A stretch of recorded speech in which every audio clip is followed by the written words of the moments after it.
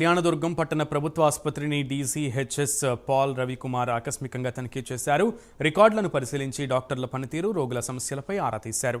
ఈ సందర్భంగా ఆయన మాట్లాడుతూ ఆసుపత్రి శుభ్రతపై ప్రత్యేక దృష్టి సారించాలని, మందుల కొరత లేకుండా చూడాలన్నారు. విధులకు సరిగా హాజరు కాని సిబ్బందిపై కఠిన చర్యలు తీసుకుంటామన్నారు.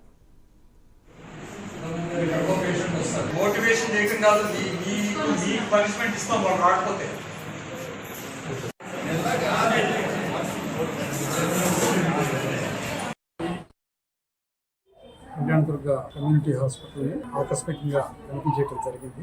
ఇక్కడికి వచ్చే డాక్టర్స్, సిబ్బంది వాళ్ళ టైమింగ్స్ ఎలా మెయింటైన్ చేస్తున్నారు, వాళ్ళ అటెండెన్స్ అంతా వెరిఫై చేయడం జరిగింది. ఇక్కడ ఉన్నటువంటి స్పెషాలిటీస్లో ఉన్న డాక్టర్స్ వాళ్ళ పనితీరును కూడా, వాళ్ళ ఓపీ వర్క్, తర్వాత వాళ్ళ పెర్ఫార్మెన్సెస్ ఒకసారి వెరిఫై చేయడం జరిగింది. అదేవిధంగా ఇక్కడ ఉన్నటువంటి మెడికల్ ఆఫీసర్ గారికి కొన్ని ఇన్స్ట్రక్షన్స్ ఇవ్వటం జరిగింది. ఈ హాస్పిటల్ ఉన్నటువంటి ఓపీ సేవలు కానీ, వైద్య సేవలన్నీ కూడా ప్రతి రోగికి సక్రమంగా అందాలి.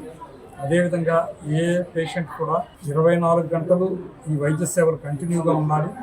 ఏ పేషెంట్ కూడా మా దగ్గరకు వచ్చి వైద్య సేవలు సక్రమంగా అందటం లేదు అనే కంప్లైంట్స్ అనేది రాకూడదని తెలియజేశారు. ఈ యొక్క సాయంకాల సమయాల్లో ఉండే డాక్టర్స్ అంతా కూడా హాస్పిటల్లో స్టే చేయాలి.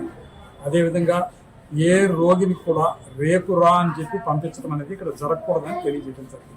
ఆరోగ్యశ్రీ సేవలు అనగా ఎన్టీఆర్ వైద్య సేవలు ప్రతి ఒక్క రోగికి అందాలి.